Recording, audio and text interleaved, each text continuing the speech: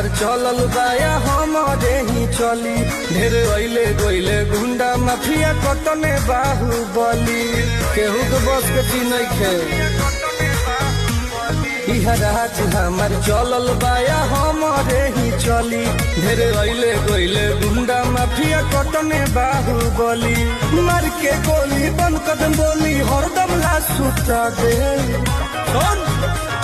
माहौल जवन बदली ओहके दुनिया से उठा दे, माहौल जवन बदली ओहके दुनिया से उठा दे।